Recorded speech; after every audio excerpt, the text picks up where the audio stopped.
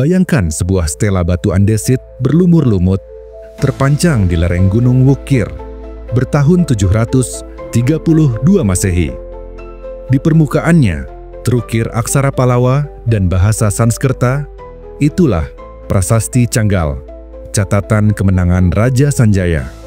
Namun, lebih dari sekadar pengumuman politik, prasasti itu seperti mata yang mengintip ke masa lalu. Huruf-hurufnya masih bersinar, seolah menyimpan bisikan yang belum terjawab. Tanya diri Anda, bagaimana jika setiap goresan bukan hanya penanda bunyi, melainkan doa yang membatu? Di balik setiap lekuk, ada energi yang dahulu dibacakan sembari menahan napas. Ada makna kosmis yang tidak boleh keliru satu lengkung pun. Akhir abad pertama, milenium, seorang pengelana bernama Aji Saka tiba di tanah Jawa. Dua abdinya, Dora dan Sembada, mati saling tikam demi menjaga amanah sehelai keris. Legenda menyebut, Aji Saka merangkai kalimat pangram, Hana Caraka, untuk mengabadikan kesetiaan dan pengorbanan mereka. Sejak saat itu, aksara Jawa tidak sekadar alfabet. Ia menjadi epitaf tentang janji yang dibayar dengan nyawa. Dan pertanyaan itu tetap menggantung di udara. Apa yang sebenarnya disembunyikan oleh huruf? Pertanyaan itu membawa kita pada gugusan 20 karakter yang tersusun dalam 4 baris. Hana Caraka, Data Sawala, Pada Jayanya, Magabathanga. Sekilas tampak seperti daftar konsonan biasa. Tapi dengar baik-baik. Setiap baris menceritakan episode duel Dora Sembada. Dari ada utusan hingga menjadi mayat. Di alam tutur Jawa, H melambangkan hurip, nafas kehidupan. Na menandai nembah, penyerahan total. Ca adalah cipta. Ra mewakili rasa, dan Ka ialah karsa, kehendak bertindak. 5 huruf pertama ini menjadi mantra mini tentang cara manusia lahir, bertekad, dan berbuat. Hana Caraka bukan sekadar alfabet. Ia adalah tubuh yang menghidupi jiwa Nusantara. Tubuh ini terbagi 4 ruas, masing-masing bernafas seperti nadi di lengan dan kaki kita. Ruas kedua, Data Sawala, adalah jantung pertarungan. Padha kekeringan, saling berselisih. Ruas ketiga, Pada Jayanya, menyiratkan kesaktian seimbang, sedangkan ruas terakhir, Magabathanengga, mengisyaratkan mayat, kesunyian, penutup siklus. Dora dan Sembada, 2 utusan setia, mewakili 2 sisi kesadaran, satu berpegang pada titah, satu pada kepercayaan. Pertarungan mereka menulis takdir. Setiap huruf jadi luka, setiap baris jadi epigraf. Maka, dari pertarungan itu, lahir 20 goresan yang memuat lebih dari sekadar bunyi. Perhatikan bentuk dasar aksara Jawa. Hampir setiap huruf memiliki gulu, garis vertikal, yang menjulur dari atas ke bawah. Para pujangga menyebutnya lambang turunnya wahyu.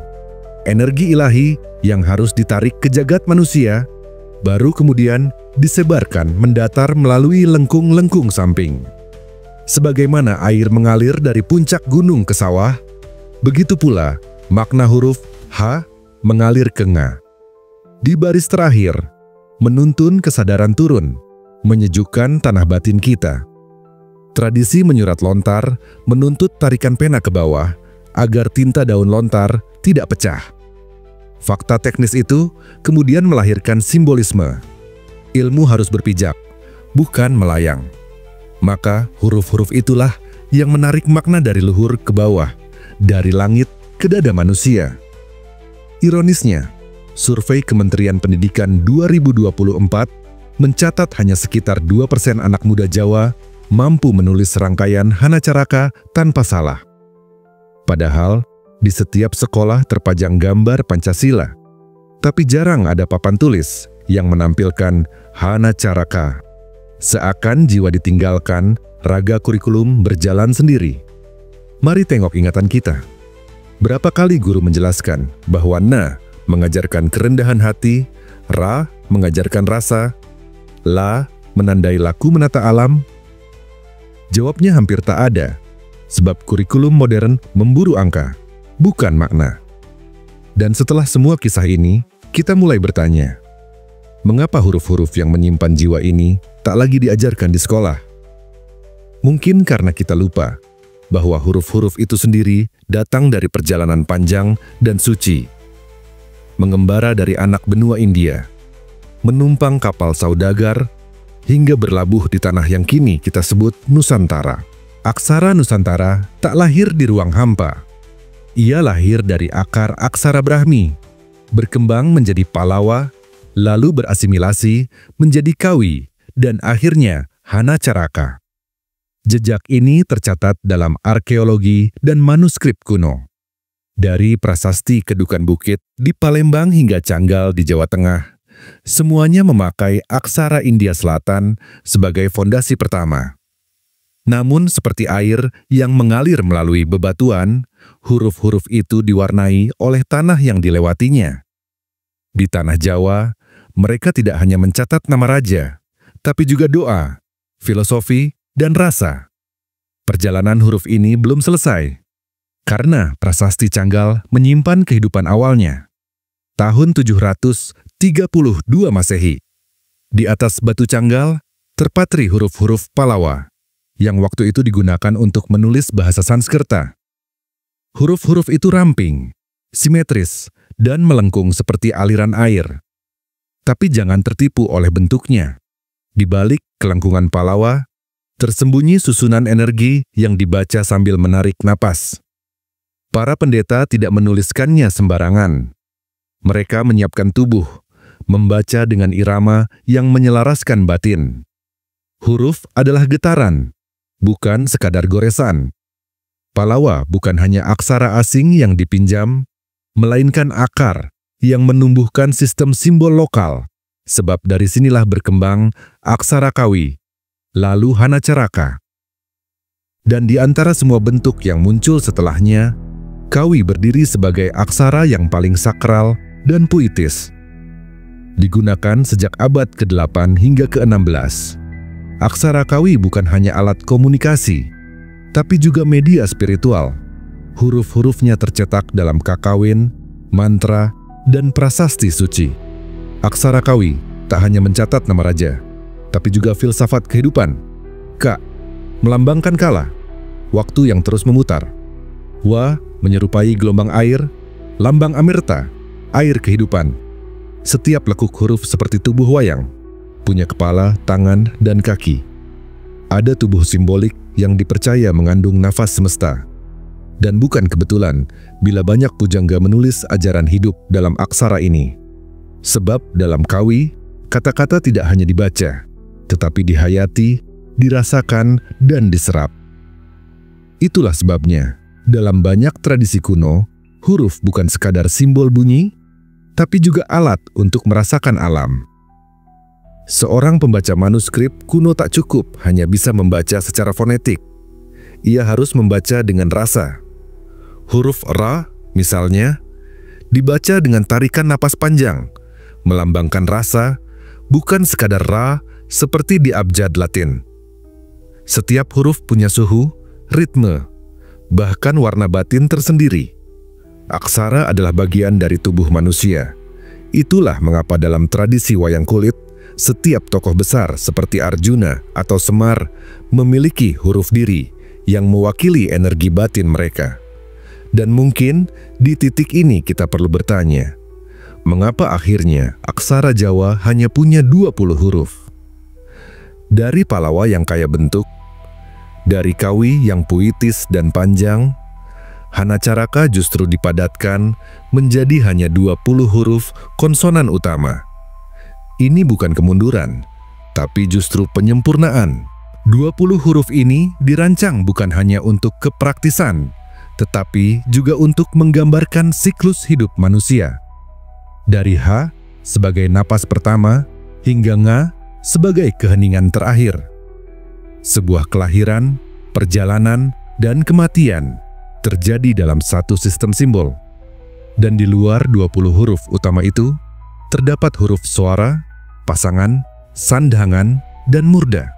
Semua punya fungsi khusus, menambah warna makna seperti nada dalam gamelan. Maka tak heran bila para leluhur menyebut Hanacaraka bukan abjad, tapi sarira aksara, huruf yang menyimpan tubuh jiwa. Dan dalam tubuh itu, tersimpan rahasia hidup yang akan kita bedah satu persatu. Kita mulai dari awal. Huruf pertama, H. Dalam tradisi Jawa, H melambangkan hurip, hidup. Ia bukan hanya bunyi pembuka, tapi juga simbol napas pertama yang dihirup bayi saat lahir. H adalah pintu yang terbuka ke dunia. Bunyinya lembut, mengalir keluar dari rongga tenggorokan tanpa penghalang, seperti hidup yang pertama kali hadir tanpa beban. Dalam ajaran sastra Jendrahayuningrat, H juga berarti kesadaran diri, tanda bahwa manusia ada. Inilah sebabnya mengapa H diletakkan di awal Hanacaraka, karena dari sinilah segalanya bermula. Maka, setelah hidup, manusia perlu belajar tunduk. Itulah makna huruf kedua, Na, yang melambangkan nembah, berserah, tunduk, dan menyembah. Na adalah representasi dari posisi manusia terhadap semesta. Bahwa hidup bukan semata milik, tapi amanah yang harus dijalani dengan sadar. Dalam kosmologi Jawa, manusia sejati adalah mereka yang tahu tempatnya, tidak sombong di atas, tidak rendah di bawah, tapi tahu kapan harus menunduk. Bentuk visual huruf Na pun menggambarkan lekukan seperti orang yang merunduk.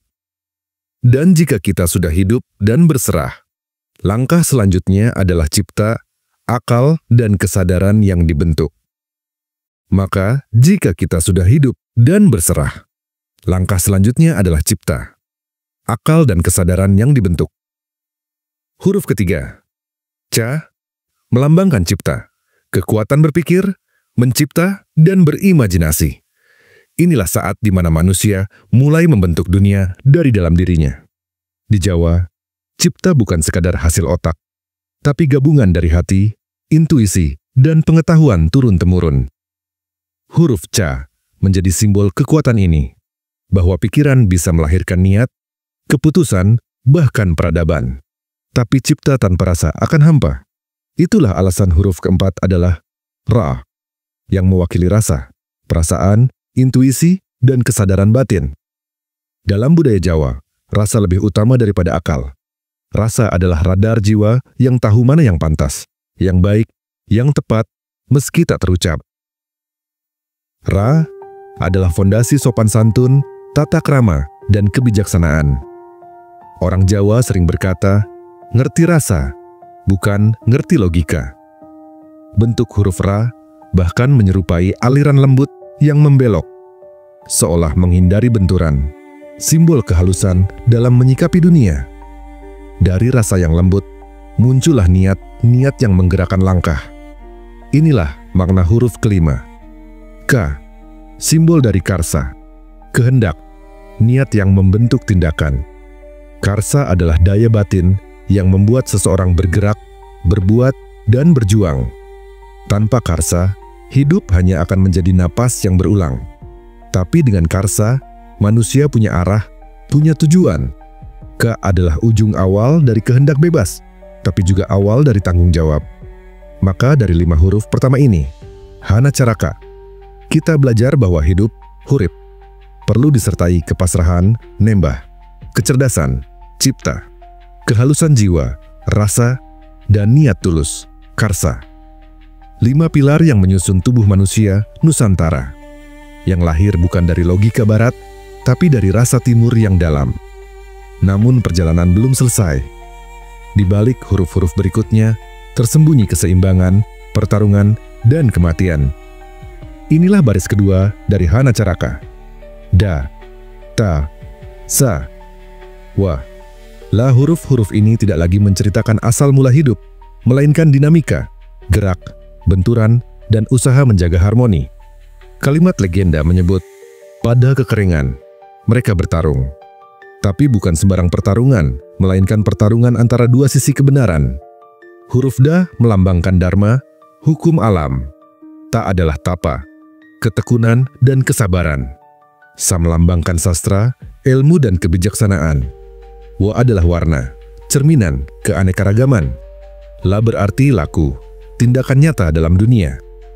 Baris ini seperti jembatan menghubungkan asal mula kehidupan, baris pertama, dengan konflik batin dan dunia luar. Sebab hidup tidak cukup hanya dengan niat. Kita juga harus menyeimbangkan diri di tengah dunia yang saling bertabrakan.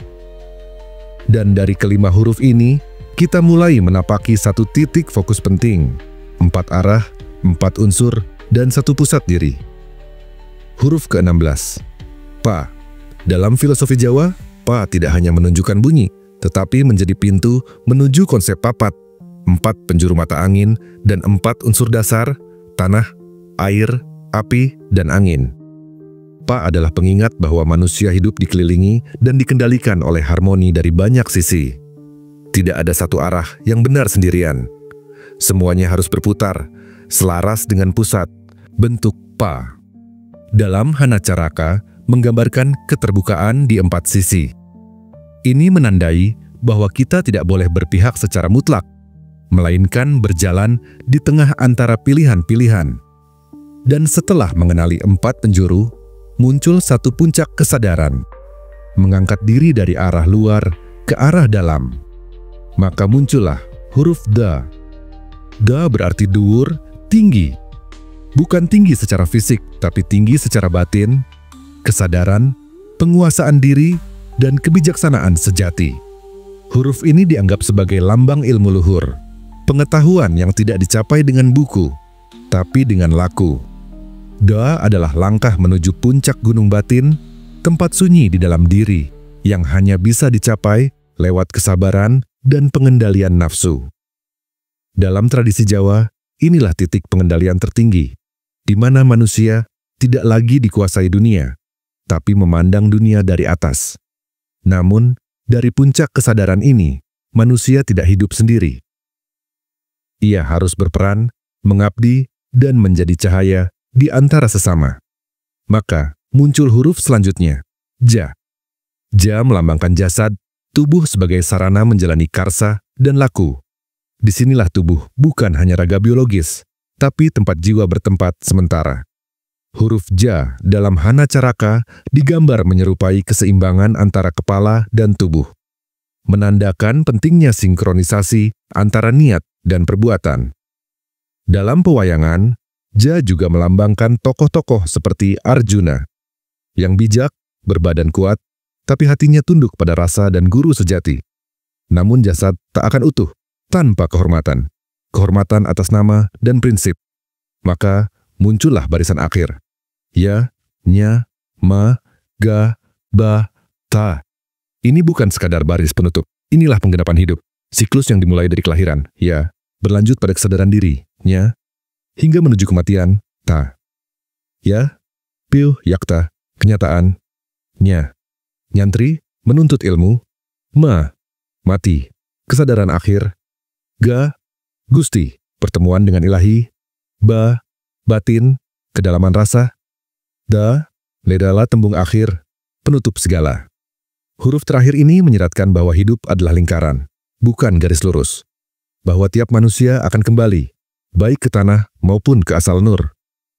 Dan dalam akhir itu, kita tidak hanya menyelesaikan bacaan huruf, tetapi juga memahami perjalanan hidup dalam dirinya.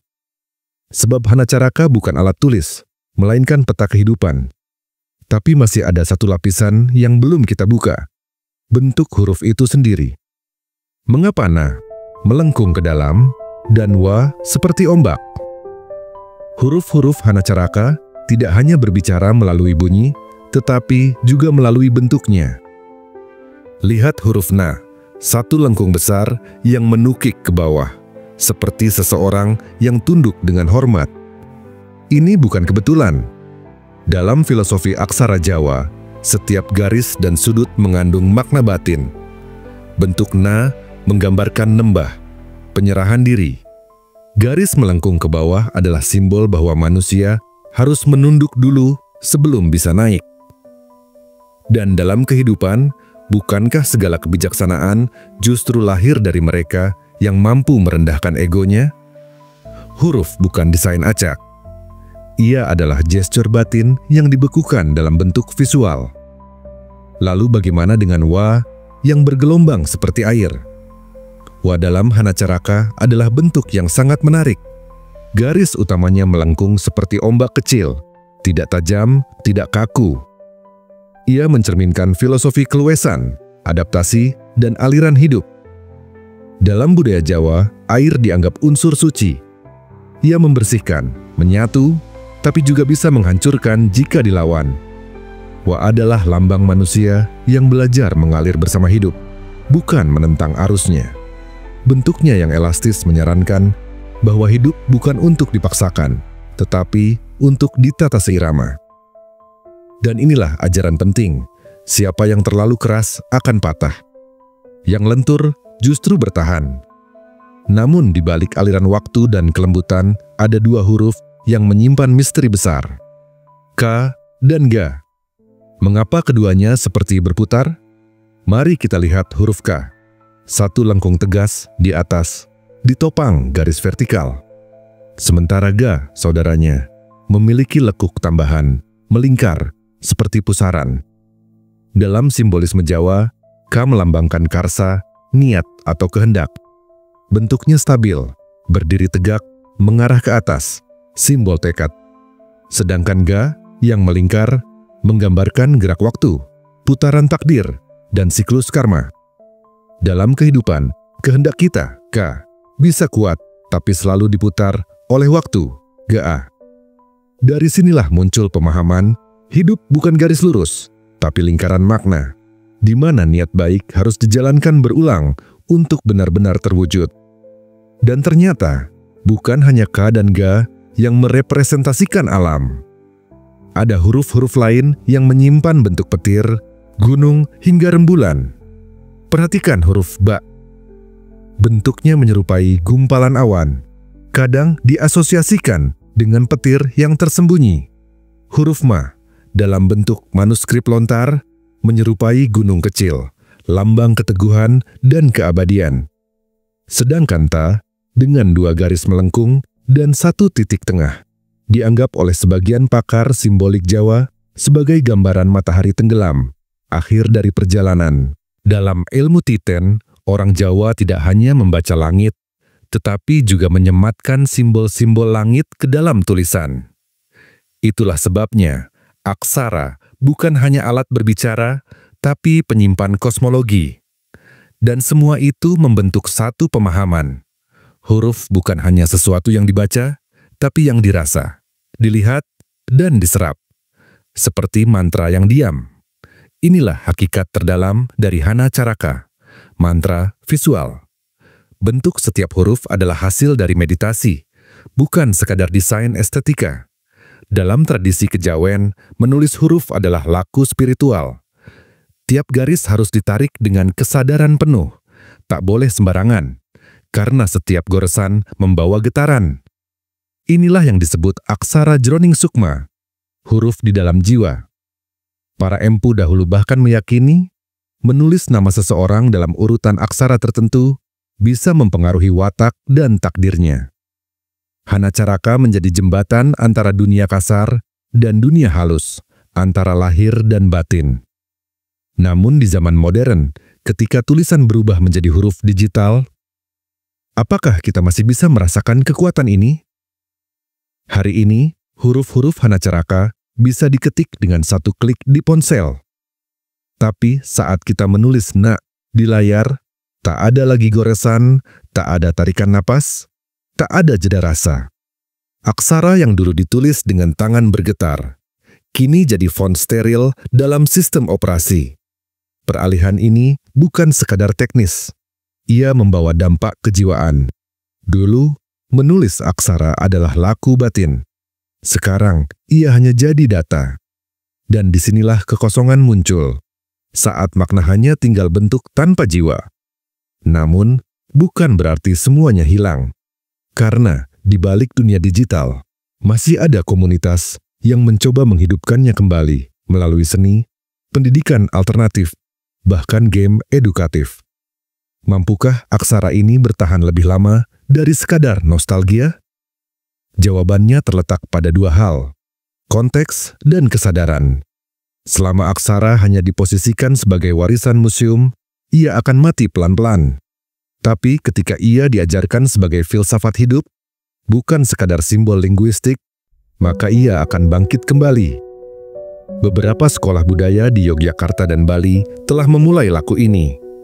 Anak-anak diajak menulis hanacaraka sambil memahami makna batin tiap hurufnya.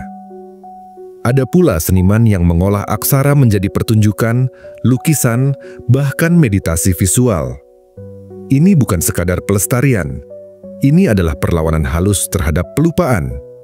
Sebab, jika kita membiarkan huruf-huruf ini hilang, maka kita bukan hanya kehilangan alat tulis, tapi juga peta jiwa. Aksara ini menyimpan sesuatu yang lebih dalam, warisan tersembunyi yang tak pernah diajarkan secara terang. Beberapa manuskrip kuno mencatat bahwa susunan hanacaraka tak hanya berfungsi sebagai alfabet, tapi juga sebagai sandi spiritual. Susunan 20 huruf utama dibagi dalam 4 baris, dan masing-masing baris diasosiasikan dengan elemen, arah, hingga tahapan kehidupan manusia. Konon, dalam bentuk mantra, pengucapan baris demi baris hanacaraka bisa digunakan untuk menyelaraskan cakra tubuh. Ada yang percaya bahwa tiap huruf mengandung frekuensi getaran tertentu, dan itulah sebabnya ia ditulis dalam urutan yang tak boleh diubah. Bahkan, dalam tradisi Aji Kawijayan, susunan huruf ini dipakai untuk membuka kesadaran halus dalam laku tapa dan semedi. Apakah ini hanya simbolisme? Atau memang benar, huruf-huruf itu menyimpan energi yang bisa membentuk realitas? Itulah yang akan kita gali pada bab selanjutnya, tentang kenapa beberapa huruf justru dihilangkan dari pengajaran umum. Sebagian besar dari kita hanya tahu hanacaraka berisi 20 huruf dasar. Padahal di luar itu ada aksara swara, aksara murda, dan aksara rekan. Huruf-huruf tambahan yang diistimewakan dan jarang diajarkan secara luas. Aksara murda, misalnya, dipakai untuk menyebut nama dewa, raja, atau tokoh agung. Karena itu, ia hanya dipakai oleh kalangan tertentu. Dalam filosofi lama, tidak semua orang layak menuliskannya. Ada laku, ada syarat batin. Sebelum seseorang bisa menulis namurda, ramurda, atau gamurda. Aksara suara digunakan untuk menyebut bunyi murni seperti A, I, U, E, O. Dan dalam simbolisme spiritual, huruf-huruf suara ini dianggap sebagai vokal alam semesta, suara asli dari awal penciptaan. Jika sebagian dari huruf itu disembunyikan, pertanyaannya, apa yang sebenarnya sedang dijaga? Mungkin bukan hurufnya yang dijaga, tapi kesadaran di baliknya. Karena setiap aksara adalah cermin nilai, dan nilai-nilai itu tidak bisa diwariskan pada sembarang jiwa. Leluhur kita tahu, tulisan bisa ditiru, tapi makna hanya bisa dipahami oleh yang waspa, yang sadar.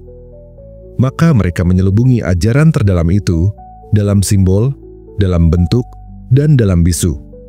Hanacaraka bukan alfabet biasa.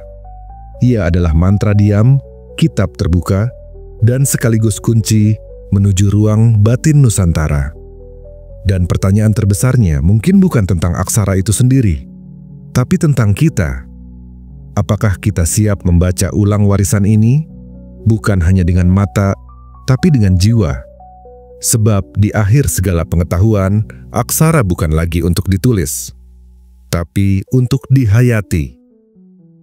Terima kasih telah mendengarkan kisah ini sampai selesai. Semoga teman-teman semua terhibur dan menyukainya. Jika teman-teman ingin mendengar kisah-kisah menarik lainnya, jangan lupa untuk like, komen, dan subscribe. Dukung terus channel ini agar lebih berkembang dan memberikan konten-konten menarik lainnya. Labirin Kisah.